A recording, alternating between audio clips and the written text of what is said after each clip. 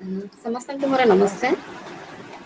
Dr. Nivedita Nath, Associate Professor, Department of Anthropology, Kalahandi University, welcome you all to the 107th episode of Uttishtata. I take this opportunity to welcome our Honorable Vice Chancellor, Colonel Professor Sanjay Kumar Satpathy sir. I also welcome our invited speaker, Professor Ramesh Chand Verma, former professor and head, Department of Physics, Punjab University, Patiala.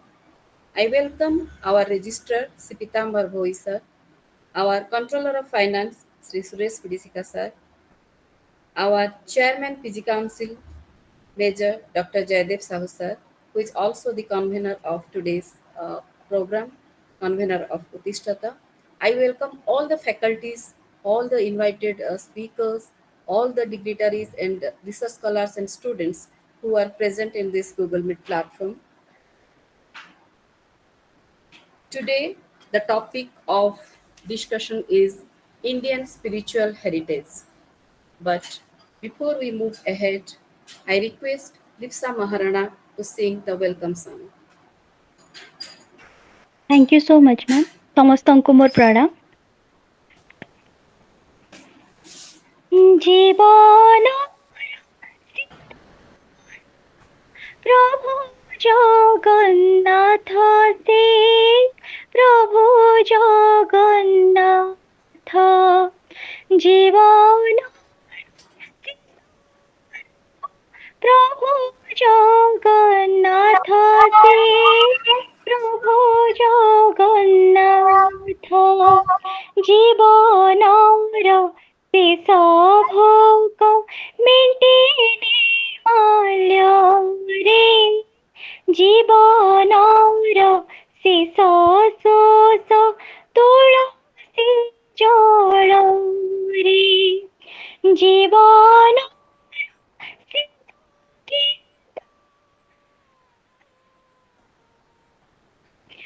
ଜୀବନ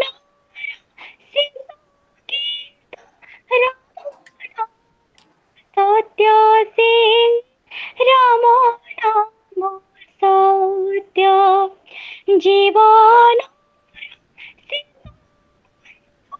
ପ୍ରଭୁ ଜଗନ୍ନାଥ ସେ ପ୍ରଭୁ ଜଗନ୍ନାଥ ଜୀବନର ଶେଷ ଖେଳ ବଡ଼ ଦାଣ୍ଡରେ ଜୀବନର ଶେଷ ନିଦ୍ରା ସ୍ୱର୍ଗ ଦ୍ୱାରରେ ଜୀବନ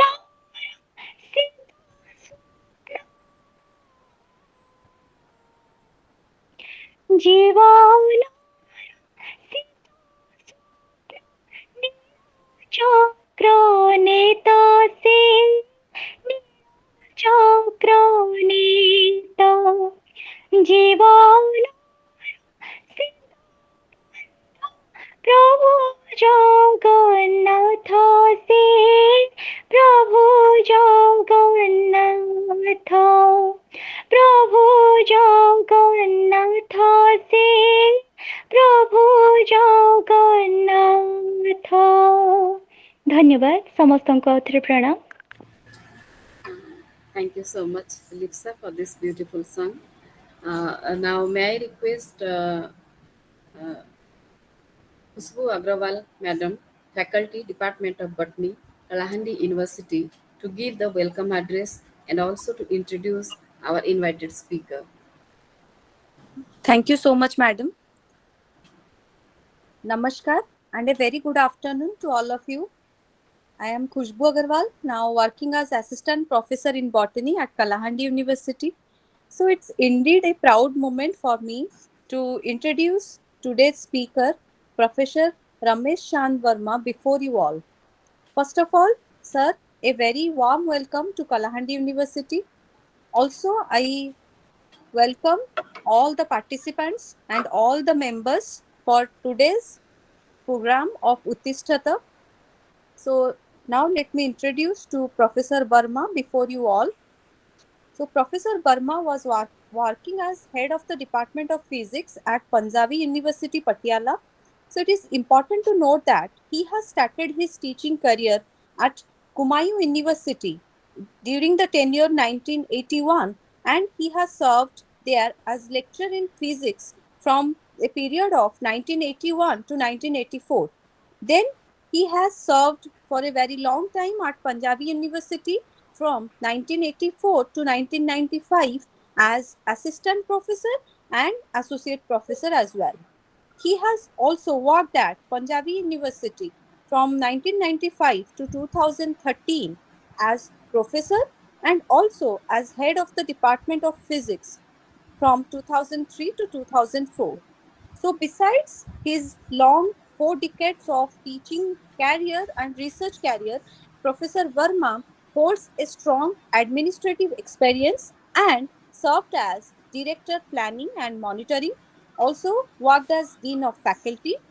Professor Verma has worked as coordinator of CAST and FIST as well. To add on to his credit, he has completed many research projects as principal investigator and co-investigator, supervised many graduate and PhD theses. For his pioneer work, he has published many papers of international repute as well. He has also appointed as adjunct professor at Central University of Punjab, Bhatinda, and to his credit, he was also been awarded as emeritus professor by CSIR.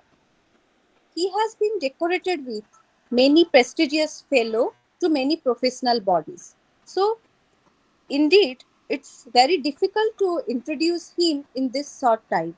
But I must say that we are lucky to have him today with us on this occasion of Uttisthata. So, sir, I welcome you again and I welcome all of you to the platform of Uttisthata.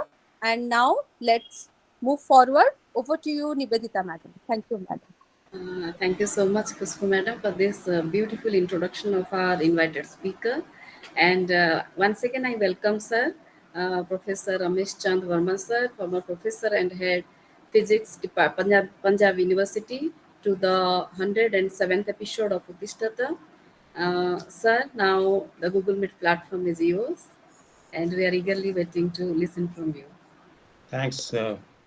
I must express, first of all, my sincere thanks to uh, my host, Professor Shakpati, Vice Chancellor of Kalahandi University, and Dr. Sao, and many members of his team.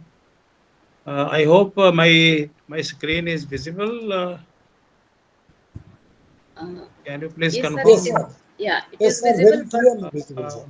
Because what I'm not able to see it myself. So yeah, view. sir. Please open the PPT, sir. Yeah, I think I have. Yeah, you Yeah, are opened a different screen. Please open yeah, the but PPT. something is wrong somewhere. Okay, fine. Now I want to go Yeah, to full screen mode. Fine, it's all right. Thanks a lot. yeah. So Thank you, sir. thanks for the patience. So first of all, I must thank everybody here and who are attending and listening and giving me the opportunity. And I also wish to congratulate this university, particularly Professor Satpati, for starting such a motivational talk series. And I'm happy to see it is going on for a long time.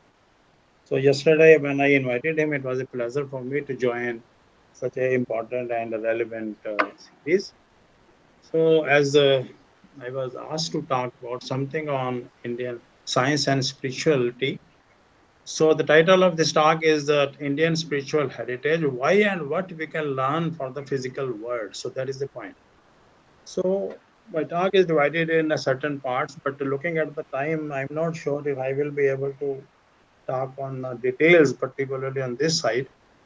Maybe at some other time I will go into the detail, but I will touch here and there some of the aspects.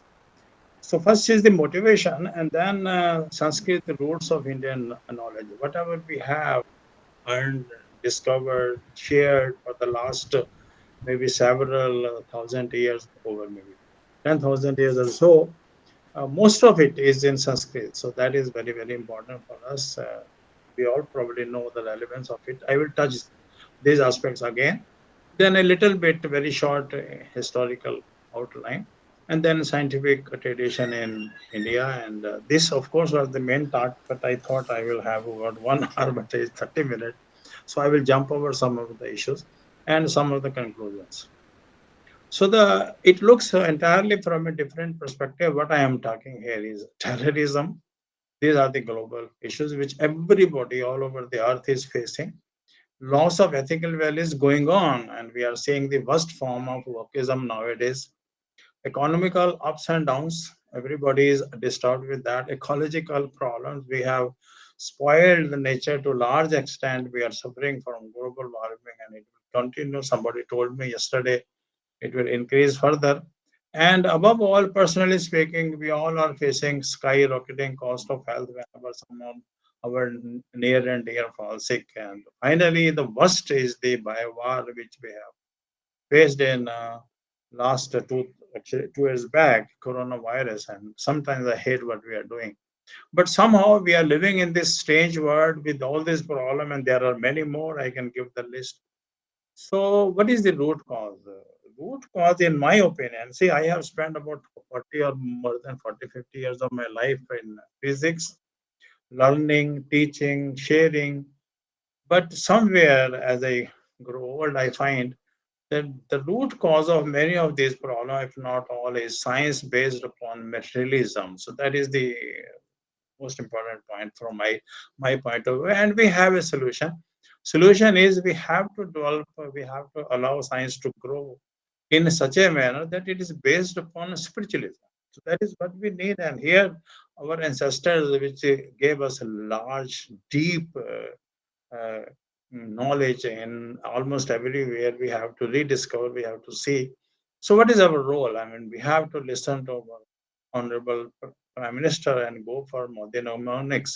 We have to go for Make in India, first of all. This is our personal thing, but with science and technology based upon Indian perspective, particularly Indian spiritual perspective. So, as he has said somewhere, in 21st century is an era of knowledge, and we have to contribute something or other that benefit the world at large. So, it is not a question of our own self. We have to look. The whole world is in a way looking towards us. Sometimes I used to laugh over the concept of Wish Guru, but now I take it more and more seriously because in the last few decades we are seeing a lot of progress which India has made. And particularly, I like his word because we all are in education. He says that our education approach can't be one that produces robots. That can happen in lab. There has to be overall personality development. But from where? We have to see in the last 40 years the kind of education we have been getting, what it has led us to. So this is a serious question. Anyhow, first of all, I will talk about the positive points. When modern science was introduced to India during British rule, India welcomed it. We were never scared of it because there was a long back, back tradition which somehow suppressed a little bit here and there. And we could produce several bright Indian scientists who scaled the peaks of excellence at the international level. We all know the names of Prafulla Chandra Ray, Jagdish Chandra Bose, C.V. Raman, S.N. Bose, Birbal Sahni, Meghna Saha, Ramanujam, Mohan Bobis, uh, Bhatnagar, and post-independence also we hear big names like Bhava, Sarabhai, Vikram Sarabhai, Swaminathan Kurian, Abdul Kalam, and of course we can keep on adding. But interesting thing is nowadays we see last great outcomes of BARC, ISRO, DRDO, or many other institute of this kind. And it is really exciting to know this figure may be old, that we are able to have lots of crores of 13,000 or more or crores of defense exports in recent years. Then we faced very well Corona, and we could develop Corona vaccine. Not only we developed it, we shared it with lots of countries, particularly the poor countries, and people are acknowledging it. So Brazil and Africa, and I mean, recently we had in New Guinea, and very importantly, in IT sector also, we have become world leader in digital payments. So that way, we are really moving on well to Atam Nirbhar Bharat. So there is a huge task. I could have criticized, but I don't want to go to the criticize. But still, we have to see in the last 70 years what we have done.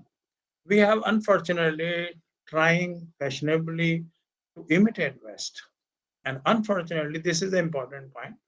Post-industrialized West has decayed irreversibly. We are not able to see it. But just yesterday morning, I talked to my son. He was telling me the whole West, the whole Europe is going towards great recession. Inflation has already taken place, and luckily we are saved thanks to our great Prime Minister. He could see these things. We shall be doomed if we blindly keep on following it. The reason is the same because they are more towards materialism and less of the patience and tolerance. But we suffered because of an artificial divorce between Indic tradition and education curricula. Affected during the Nehruvian regime has cost us heavily. See, the point is, I don't want to be political at this front, but it is a fact and we have to acknowledge it, we have to say it without condemning his particular contribution in the development of so called modern science and technology.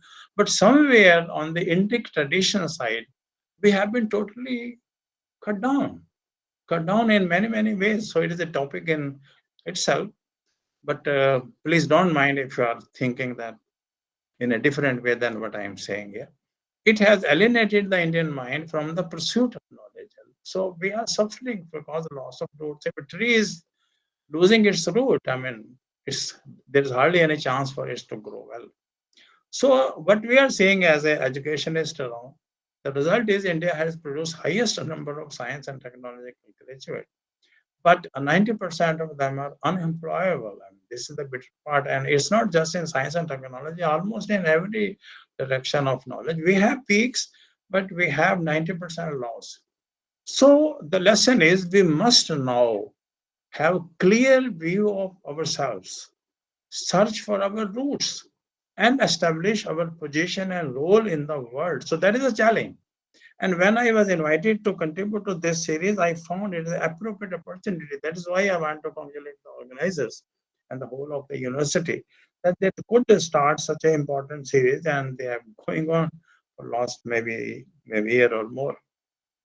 So fortunately, in spite of several attacks, our cultural memory has still retained the best of it in the realms of darshan, philosophy, dharma, science, art, literature.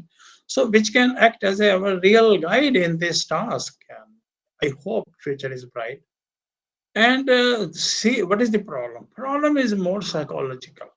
Indian civilization is a threat to Western supremacy. Again, I say political, but it is factual. Till the end of 18th century, European scholars praised India for antiquity and achievements of Indian civilization. Obviously, when they learned about Sanskrit and they went into deep. But in 19th century, when they had a full control over us, particularly after 1950 or so, this narrative was quickly replaced by how backward and primitive Indian civilization was compared to Europe. And we are still suffering from it. Even our teachers, our colleagues, and I find them whenever we talked about science and Indian spirituality, they always saw it with a different eye. So we are suffering because of that dogma still. Extended to blaming Hindu civilization for rise of Nazism and Second World War. This was the highest stupidity, and the purpose was only to justify colonization and subjugation of India. Even now, this is going on under the new garb of South Asian religious way. I was saying something on Twitter. Unfortunately, and that is the worst part in India also. Rather than replying to this bias, even institute like NCRT prepared a set of guidelines to suppress heritage of India's past, like over-glorification of country's past is forbidden. Gupta age cannot be referred to as the golden age. Characterization of medieval period as time of conflict is forbidden. So, on one hand, we say Satyamev Jayate. On the other hand, we are supposed to suppress the Satya. So that is very, very, very shocking and painful. Anyhow, another important factor is how do we compare ourselves with the East and West? And West has its own greatness, but it is suffering from a large number of problems. So we have to have an eye on that. Many may dismay ancient wisdom, particularly Indian wisdom, as old relevant history because we now live in the age of modern science and technology. This is, however, being naive, like throwing the baby out with the bath water. So what is the difference? See the difference here. Modern Western thought has embraced the idea that there is nothing beyond the body, and this is the major cause of despair and of course addictions going on. Architecture of human mind is complex, which is the reason that symbolic language used in Hindu epics, parable, religious practices, and its art form has an array of elements. So that is why we could survive because it was not explicit. This was implicit. Deep down, you have to love it, you have to be sympathetic to it, only then it will slowly and slowly reveal. That is why it was difficult to suppress us. So also could survive and even propagate. That's the beautiful part of ourselves. In contrast to West, ancient Indian wisdom integrates the spiritual and material aspects without conflict and contradiction. That is the beauty of it. It is thus important for our heritage, especially through education, on our own terms, not as it was written by the West. So, what are the sources of ancient Indian wisdom? We know that vast tradition of knowledge on all spiritual and physical level, but the roots lies mainly in the Vedic literature, that is Rig Veda. There are four Vedas. We know that Rig Veda, Yajur Veda, Sam Veda, Atharva Veda, and Upanishads more than 100, but some of them are pre-Buddha time. Isha Katha, Prashan, Chandogya, Brihadaranyaka, Shvetashtra, Taittiriya, Aitreya, Maitreya, Mundaka, and Mandukya. So this gives us transformative knowledge arising from inner perception, deep meditation, and higher levels of consciousness. Fully developed theories are found in abundant literature of various schools of the Indian philosophy, which can be divided mainly in two categories: Vedic, Orthodox, and Heterodox. Vedic schools, there are six important systems of philosophy called Darshana, Nyaya Darshan, Visheshik Darshan, Sankhya Darshan, Yoga Darshan, Mimamsa Darshan, Vedanta Darshan, and Gautam, main name behind this, gave us Nyaya Sutra, gave us the ways of cognition, that is logic. Then Visheshika, Kanada is a main author of that, which gave us the Visheshik Sutra, talk of ultimate constituent. So he seems to be the first particle physicist, and he also developed very important principle of causality. And I hope our colleagues are working in science and other part would recognize the starting from physics, chemistry, biology, even psychology, the whole world is essentially controlled by one principle, and that is the principle of causality, though it might be manifesting in various forms. Then we have Sankhya school given by Kapil as Sankhya Sutra, and is the first great complex and very attractive picture of cosmology, cosmic evolution, and it is the first darshan which connect quantum with the continuum, which is a very important duality, which we have to learn how continuum and discrete go hand in hand. Then the practical aspect of Sankhya can be realized through yoga, Patanjali Yoga Sutras, which gave us union, the way of uniting ourselves and search for the self. Then we have a Mimamsa by Gemini, gave us Pura Mimamsa Sutra and give us ethics and naturalism. And then finally the Vedanta, Badarayan Vyasa gave us Brahm Sutra and lead us towards absolute unity. And being a physics person, I know that going for unified theory is one of the important aim of any philosophical system. So these are just root books, but they were developed, expanded in many ways. So we have foundational texts, several commentators and sub schools. Then we have non-Vedic schools like Jainas, Buddhist, Tantra, Charvaka, which developed their own system. And these age may be controversial. Somebody may not agree with it. So you may like to put it more early anyhow. So several commentatory and sub-schools in an atmosphere of rivalry and counterfeiting other schools, each of these system and their sub-schools over 100 kept growing quite actively as late as the medieval times. So that is the beauty of thing, and most of it is, of course, always in Sanskrit. So, what is our ancient wisdom? If I want to put it in one sheet, I would like to put it this way: it describes the nature of outer and inner realities, and interest in instructs us on ways to obtain self-knowledge. Very important. It accepts that unfolding of the physical universe and its transformation are governed by unavoidable universal laws. So that is the beauty of it. We accept it. This concept is as old as the Vedas themselves. Every individual is bound by causal chain of action and reaction, that is karma theory, until one connects to consciousness directly, when which sets one to free, that is the state of moksha.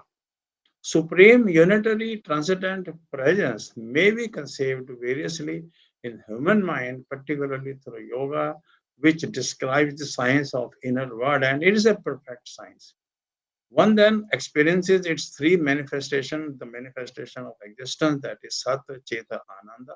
Existence, consciousness, and bliss, we immediately see three in one, one in three. So Buddhist view also gave us a right education, which should lead to Shila, Samadhi, and Pragya. In the spiritual life and ancient wisdom is to find harmony in existence, including in one's own self. Ecological view, and probably because of this emphasis, we are able to survive in the last 1000 years or so. Interestingly, I mean, we all sometimes feel puzzled what we are, what we are. So the beauty of Upanishad is it gave us a model of being, basis of the karma theory, where being is supposed to be having five layers, that is Annamaya Kosh, Pranamaya Kosh, Manomaya Kosh, Vijnanamaya Kosh, and of course Anandamaya Kosh, which have their own roles. I don't want to go into the detail of it, but I hope it may trigger in somebody's mind to go further. So that shows us how the karma theory passes through various cycles of reincarnation and the learning during that process, and ultimately leading to the state which I shared is moksha. So, as far as historical outline is concerned, origin of Vedic hymns, verbal recollection of mystical experiences, belong to prehistoric time, even more ancient times. Some Vedic texts referring to astronomical events which go back at least to 4th and 3rd millennium BC. In Mahabharata, Encyclopedia of India Culture and History, it presents us several points of overlap with the archaeological tradition traced back at least up to 8000 BC. Ekshring, particularly the Puranic name used for Shiva and Vishnu, one horned, one most striking image from archaeological tradition in the 3rd millennium BC. This we also find in India's civil Saraswati civilization. Puranic king list provide clues to early history, reach back up to 3rd million BC at least. We have 45 generations before Ganga changes its course, and then 65 generation Rama with the Ramayana, and 94 generations in during Mahabharata war. So during the time of Mauryas, over 150 generation of kings spanning over 6,000 years are mentioned in Puranic literature. Earlier, Saptarishi calendar was centennial and with a cycle of 2,700 years. Its current beginning is at 6,000 BC or so, or maybe even earlier. So some people say, where was India? Only the British gave us. To them, I want to reply, India as one nation. This concept is already given in Mahabharata and many of the Puranas. India has one nation from Himalaya to ocean. And this we see in Maurya Empire around 265. We were there. So Ek Bharat and Shresth Bharat is what we need. It's very important. So anything which is breaking us in part is certainly not welcome. It's basically coming out of ignorance of our own self, or maybe believing too much in others' opinion. Anyhow, as far as education is concerned, knowledge is concerned, we have ruins of Takshila now in Pakistan. This was the first university in the world around 700 BC or going up to 580 or so. Over 10,000 students from all over the world taught over 60 subjects like philosophy, law, politics, defense, warfare, grammar, mathematics, astronomy, astrology, arts, music, dance, fine arts, plants and herb, Ayurveda above all, and surgery. These are some of the big name Panini, Kautilya, Charaka, associated with this. But we had many other universities also during this period of 300 to 1200 AD and so on. Alanda, Pushpakari, Vikramshili, Jain, many more centers of learning were also there.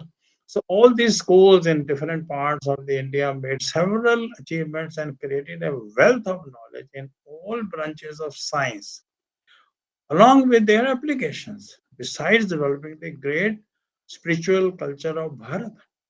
Particularly, I want to remind ourselves in the Sanatan theory and practice, education is not just merely learning or rote, but realization. We have to realize what we are saying, what we are learning. And literacy was only a small subset of it. So degree is not important. Sometimes I wonder some people asking for the degree of our honorable Prime Minister. Anyhow, as far as Vedic knowledge is concerned, invertebrate is rooted in Vedas. Vedic literature deals with all aspects of life, which I just mentioned, science, technology, etc., and so on and so forth. Ideas developed were crucial to humanity reaching its present stage. Why shouldn't we know it? We must know. After all, the present knowledge, whatever we go, ultimately is somewhere based upon the roots of these Indian contributions and, of course, many other civilizations too. I don't want to ignore them. But as far as Sanskrit is concerned, millions of Sanskrit manuscripts exist on all these, including various branches of science which are yet to be translated. So, number of translations are still very, very little. So, this is how we see it. So, just to share with you some of the random topic of Indian contributions, besides the invention of zero, which now everybody knows, and decimal system, technology of steel making was there as late as the 19th century. During British time, they were destroyed. And I can give you the references. There's a great book, Bharat Mein Angrezi Raj by, by, by Sundar Lal, who gave us how our education system, technology, and lots of things were destroyed and how we were actually looted. More impressive, as I shared, was the Upanishad theory of being. Panini Sanskrit grammar, how can you imagine? And this grammar can be built up just within a few hundred years. Several thousand years must have taken to build this great grammar, which NASA is finding relevance for that. Binary number of Ingalls and physics of Canada with its laws of motion. Indian thought was central to the development of machine theory, is asserted by Mary Boole, the wife of George Boole, inventor of modern logic, who herself was a leading science writer. Bhaskara, 1150 AD, in his Siddhanta Shiromani, presented gravitation as a universal principle and introduced calculus. He even used the derivative of sine is equal to cos theta and so on. And of course, the notation is his own, not the same one as we have. But he categorically introduced the concept of sthul gati, shuksham gati, and tatkalik gati, which we know is the instantaneous velocity. That is what we need to do. And there are sufficient evidence for this. No people admit that. Kerala School of Mathematics developed this calculus further 2 centuries before Europe. I was reading about the Crest of the Peacock by Peter Joseph, published by Princeton University Press, where he has gone into quite details of non-European roots of mathematics. Shushruth, father of surgery, and Charak, Ayurvedic medicine, are most famous names. I was happy to learn recently that even in shipbuilding, superior shipbuilding continued as late as middle of the 19th century. This is worth seeing in more and more detail. So it was not that we forgot. No, we continued under any circumstances we had, politically speaking. Knowledge kept on growing where applied, but this was deliberately destroyed. We have to learn it. People learn from us, and it's not a question of self-bragging. These are facts which everybody must know. Above all, we all know that great temples everywhere you go in India, Odisha, South India, we find great temples which demonstrate the connected with astronomy. So, see, the point is how every branches of knowledge were also interconnected. About Shusrat, we know he gave us more than 120 instruments, and I find category reference by Westerns also admitting them. And in Australia, College of Surgeon Melbourne, they have put a statue to give him an honor, which I am waiting someday India will also do. And effectiveness of Ayurveda, and recently on April 20, Prime Minister Modi addressed the nation at a first global IUS investment, and there he talked about experience of Kenya's former President Raila Odinga, told us his daughter Rosemary Denga had lost eyesight after surgery for a brain tumor. With Ayurvedic, and she moved all over the world. She couldn't be helped. Ultimately, with Ayurveda treatment she had received in India, that helped her regain eyesight. So, with that, we must have faith in ourselves rather than looking for solutions only outside ourselves. So, to inspire our young friends, particularly, let me share a few of the lines which people have talked about. These are all great people. Einstein says we owe a lot to the Indians who taught us how to count, that is mathematics, without which no worthwhile scientific discovery could have been made. Mark Twain says India is the cradle of human race, the birthplace of human speech, the mother of history, and the grandmother of legend, and the great grandmother of tradition. Roma says if there is one place on the face of earth where all dreams of living men have found a home from the very earliest days when men began to dream of existence, it is India. Who she, Chinese ambassador to USA, former Chinese ambassador to USA, says India conquered and dominated China culturally for 20th century, but without ever having to send a single soldier across her border. That is the beauty of our culture. So we have to see it. But more importantly, why we should go further into these details, I will not go into the detail of this. But Dr. James Hartzell, a neuroscientist, noticed that more Sanskrit he studied, the better his verbal memory became. And he is in Italy. His research is a remarkable study to examine the brains of Sanskrit scholars. He found that through structural MRI scanning, the numerous regions in the brains of the Pandits were dramatically larger than those of the control group, with over 10% more gray matter. So I don't want to go into the detail, but I have given you references here. One may go into deep and see yourself. But in India also, Sanskrit at AIMS, Professor Rama Jasundar, she says, Sanskrit the language developed in a very scientific way where sound takes the highest priority and pronunciation is very important. So the point is it not just the content written in Sanskrit, it is Sanskrit language itself, the way we speak. Unfortunately, I'm not the expert of that, and I feel sorry for that. Why I was not Sanskrit, I was not taught actually Sanskrit in my school days. There are rigorous rules about intonation, the tone, the stress, and rhythm. It actually is a science of sound. So what she did, she is basically a PhD in MRR physics from Cambridge in 1990, and has been on the faculty of AIMS. And she studied Gayatri Mantra and its effect on brain and neurochemicals. The changes that were seen when Gayatri Mantra was chanted in Sanskrit was very different to the one which were observed when this English translation was chanted. So it's the question of language and how do we speak it. So that way we find in some of the school inspired by that Gayatri Mantra has been made part of the regular. It is not just a question of religion, it's culture of culture and going deeper how we can live better.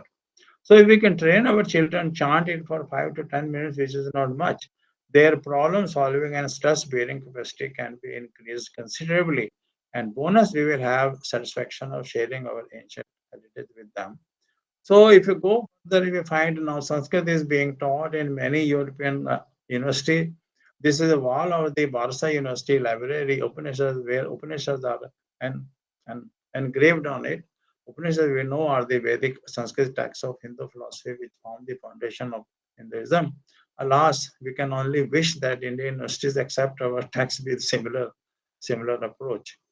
So at CERN, I myself visited there in, I think recently in 2008, I saw it myself, where they have put this statue, which is a symbol of creation, maintenance, and destruction, which are very important to us in quantum field theory. And Carl Sagan could see its meaning more and more further as a cosmic dance of the subatomic particles. And still somebody say, okay, we are talking about our past knowledge, but is the relevance today? Because knowledge in all domains and have gone high and gone ahead. No, it's not so easy to ignore our great heritage. Here I give you the example of Manjul Bhargav. He was awarded Field Medal, which is equal to Nobel Prize in Mathematics, and 2014 for his work on developing powerful new methods in geometry of numbers. He mentioned that the classical works of Bingal, Hemchandra, and Brahmgupta have been particularly influential in his own work. V.S. Ramachandran has provided neurological basis for Advaitic experiences and their relation to formulation of ethics. I am giving other references here.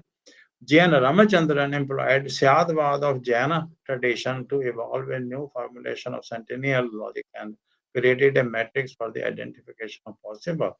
Here is his work here.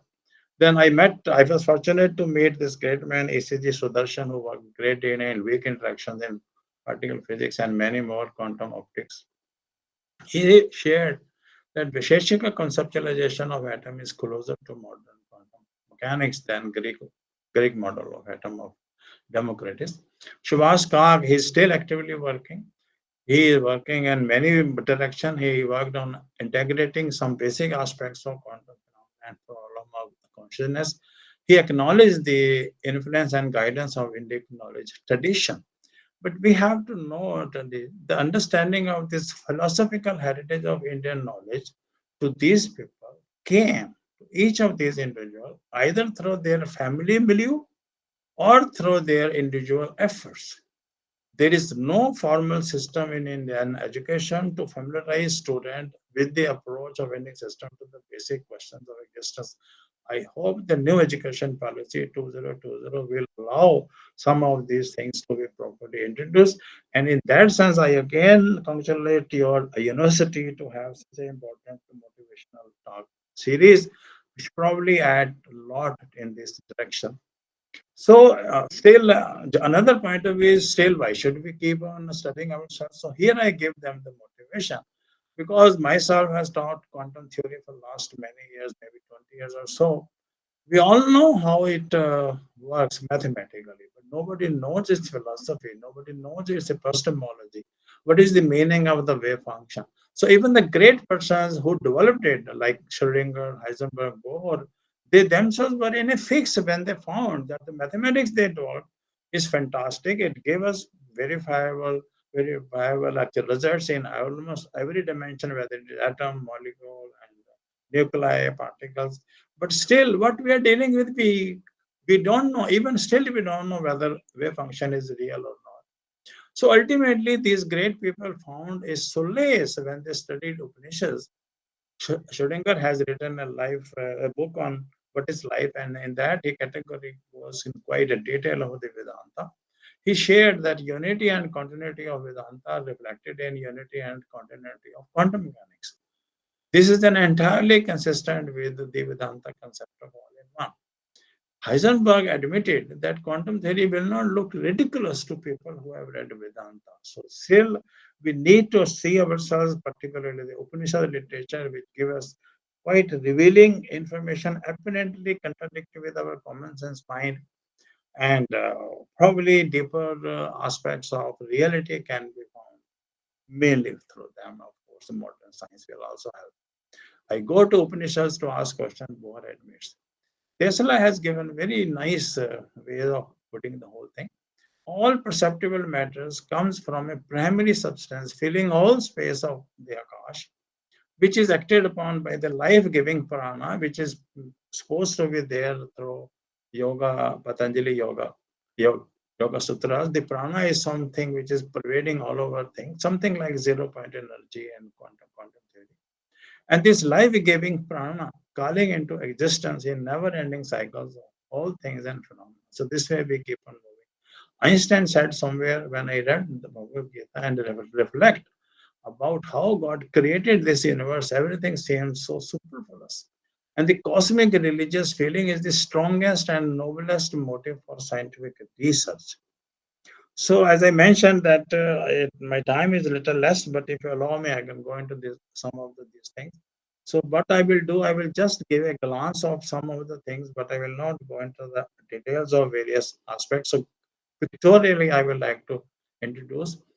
When we go to the Rig Veda, we find the talk of Srishti, they also talk of dissolution, so-called Paralaya. We have ideas of Hiranyagarbha, which is taking us closer to Big Bang cosmology. Then Nasdya Sukta, now probably many people know, in 10th chapter, 129th hymn, we find very important questions being asked. Was there a creation? When did it occur? What caused it? Would it ever come to end? Who knows all this?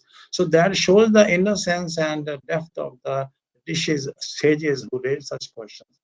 And then Rig Veda also introduced the cosmic law Rita, which controls all things in the universe and which can never be violated by any means. Then all these ideas were expanded in much detail in Upanishads. Some people claim that Indian philosophy, Indian spirituality talks only about the religion and maybe going away from the world. It's not so. We have several thinkers which worked on ideas of naturalism. So these schools can be put in three categories, that is pluralistic, dualistic, unitary. These all these schools which I talked about, they believe somewhere we need finite number of elements to understand physical world, but these were reduced to two by the Sankhya school, and unitary representation was dwarfed by Vedanta. So they're starting with the grossest form of matter in the form of few elements. They go up to dissolution of matter into absolute unity. As I said, the representative school of realism was given by Kanada Visheshika Darshan. It developed a system that includes space, time, matter, causality, and of course observer. So pictorially, one can see the substance has two parts, two kind, eternal and non-eternal. And non-eternal is composite, which of course keep on changing their form. Eternal can be divided in two things, two ways, discrete and continuum. Then these further have non-material and material forms, air, fire, water, earth, and ether. These are the five basic elements. The non-material are mind, and non-material also space and time. I have given ninth as a self at the top. And it goes into detail of the properties, but I don't have time when I'm looking at my watch. But then Sage Kapil, he gave us Sankhya Darshan. The dualistic representation is a symbol, representative school of duality, and he can be called father of cosmology and evolutionism. He described evolution at cosmic and individual level. He gave us two element theories, that is basically nature and supreme being, Prakriti and Push, quite similar to yin and yang Taoism.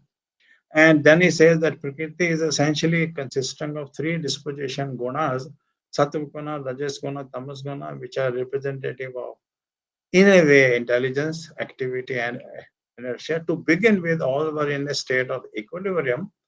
And later on, because of this transcendental influence of so-called supreme being, this balance is disturbed, and the dominance of one guna over the other starts showing themselves. And the first, when Sattva dominates, we find cosmic consciousness, that is Mahatattva. Then, because of the dominance of Rajas, Ahankara, I exist starts coming up. It is still collective, but with the dominance of Tamas, mind starts appearing, and that ultimately leads to three uh, uh, forms, that is infra atoms, sense organs, and motor organs. These infra atoms ultimately gave us the nine so-called nine elements of Visheshika and gave us Parmanus and ultimately Mahabhutas. And these sense organ and motor organ ultimately lead to the development of life. So again, I will jump over all these things, though those are very exciting. Maybe your university give me another opportunity to talk about these things.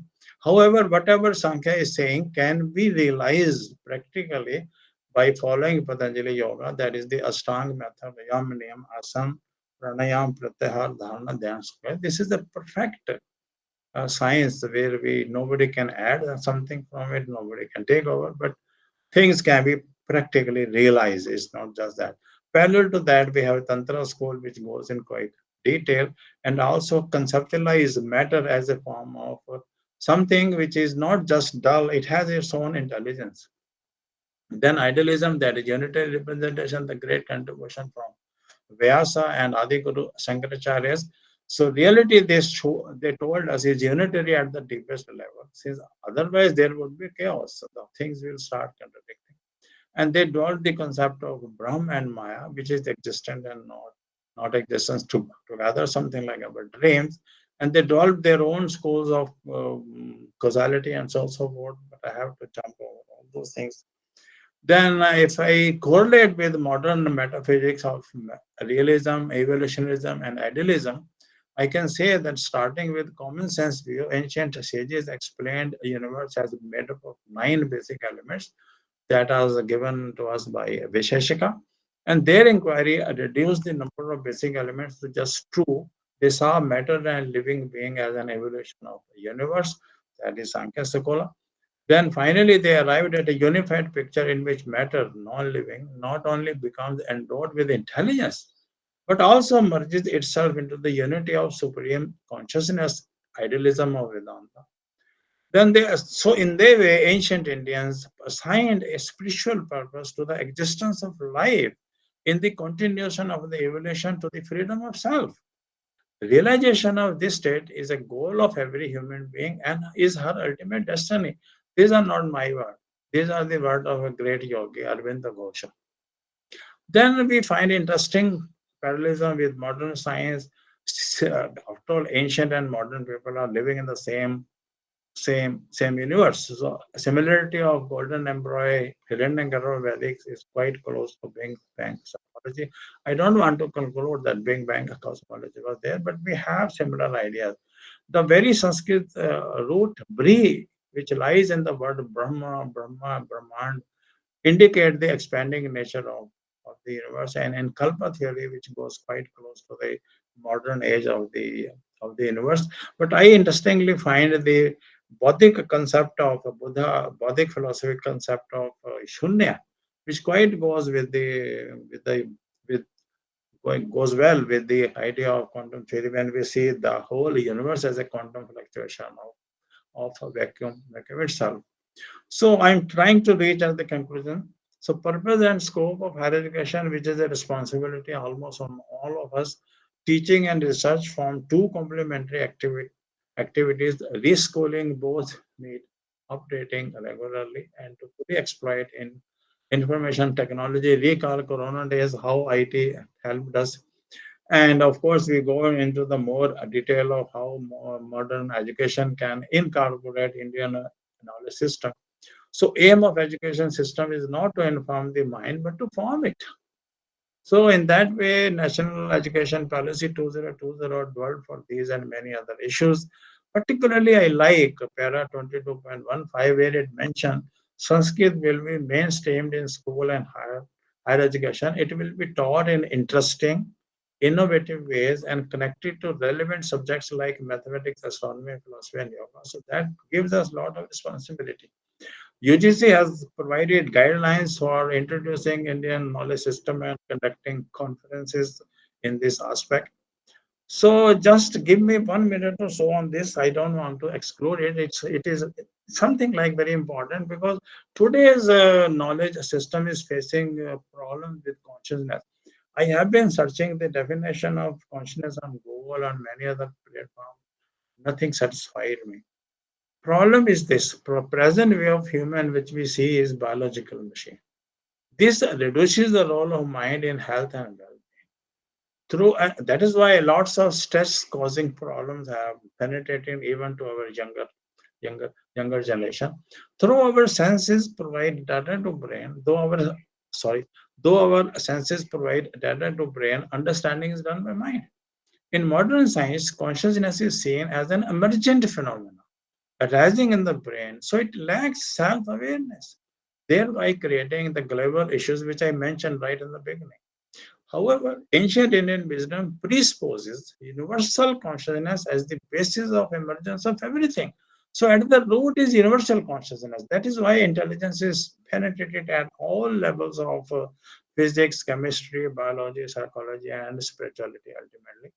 So it enables us to deal with societal and psychological disruptions responsible for global issues. That's the beautiful part of Indian culture. That is where we can exploit it and play a very important role.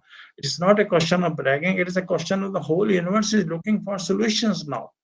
So in that way, consciousness has become the frontier of science from the perspective of quantum theory and the neuroscience and depth psychology. Due to materialistic trapping, modern science has utterly failed to make any real advance in this field. Whereas Vedanta, Kashmiri Saivism, and Sikhism teach us a very important lesson that materiality and consciousness are complementary. Consciousness is given and no attempt is made to derive it from biology. So this is the basis, this is not the end. So in that way, my lesson is this, that dream of Vishwaguru, that a message of Vasudev Kudamkan in our G20 series and so is very important. This is from Maha Upanishad. And we are trying to do our best in this direction under the supervision and guidance of our great Honorable Prime Minister. India's advantage lies in its relative youthfulness of its population and its respect for the yoga of life, Karam Yoga, which is the cultural frame that value hard work, excellence, and devotion to knowledge. So, thus, an increasing number of creative teachers, scientists should come forward and consciously and unconsciously blend their scientific and their cultural ideas. Please, my friends, come forward. The urgent need is then to integrate the philosophical system of India with the modern curricula and promote Sanskrit education. Thank you very much. Thank you so much, sir, for this very enlightening presentation. I'm so much fascinated with your lecture, which is a combination of science and Indian philosophy. Thank you so much, sir. And yes, Mera Bharat Mahan, India is a unique country, and there is no second country in the world like India. And it's because of this now the whole world salutes to Indian culture. And we and our future generation must respect the Indian philosophy and Indian culture. And yes, rightly, NEP has identified the importance of Sanskrit language, and it has mentioned to include it in higher education system also. And thank you so much, sir. And I think whatever knowledge you have, it needs a workshop.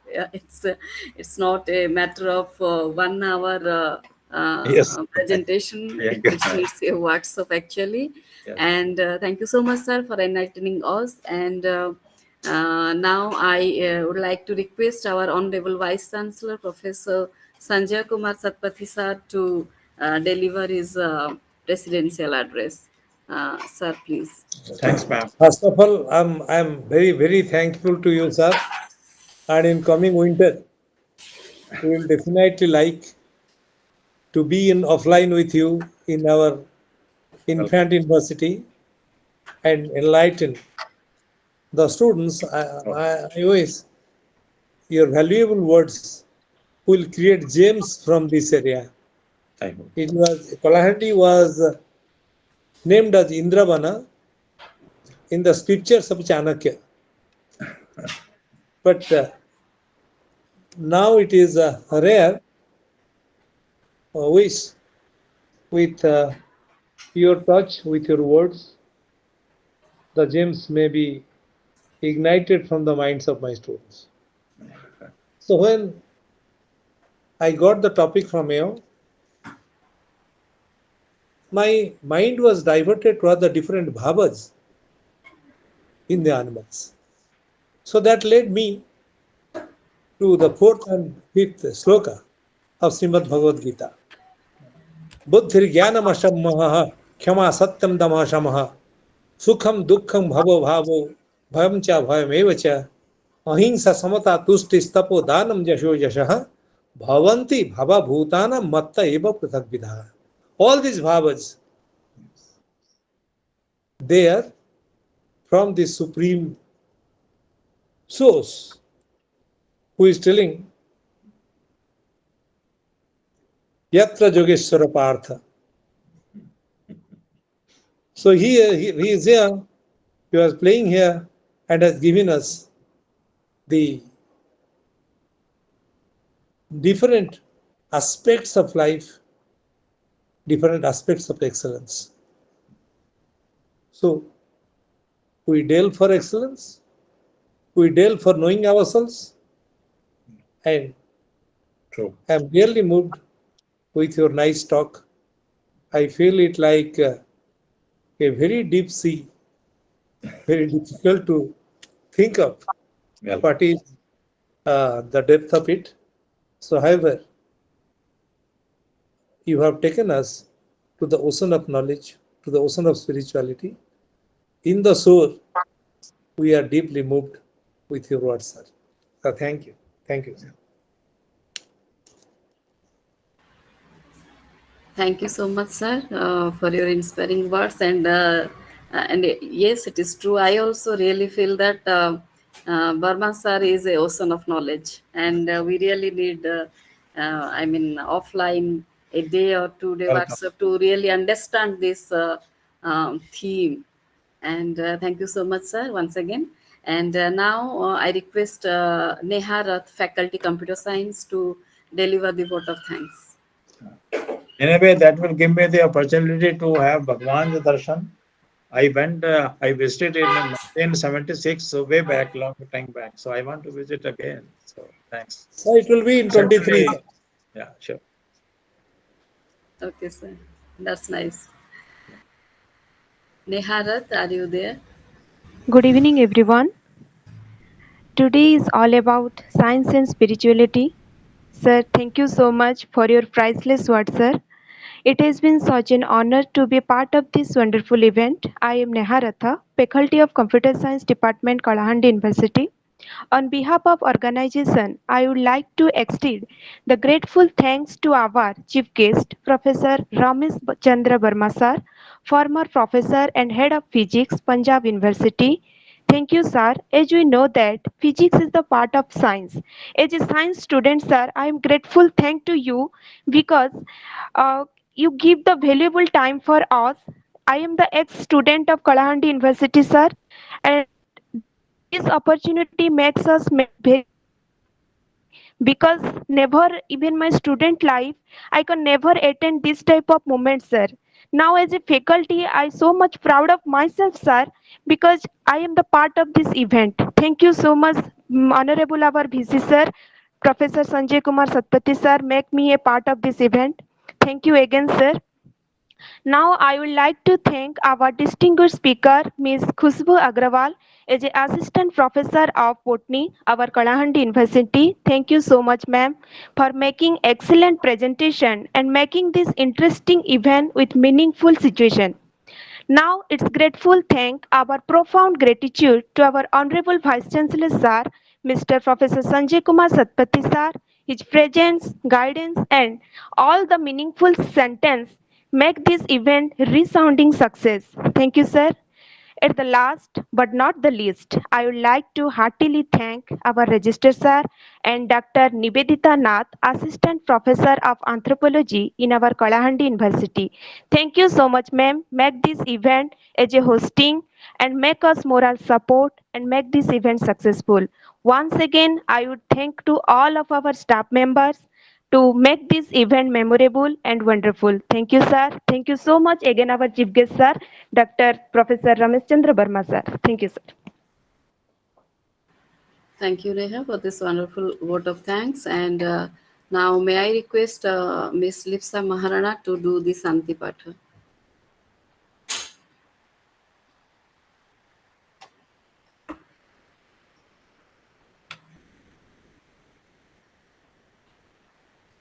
Vibu, tame Lipsa? kardi.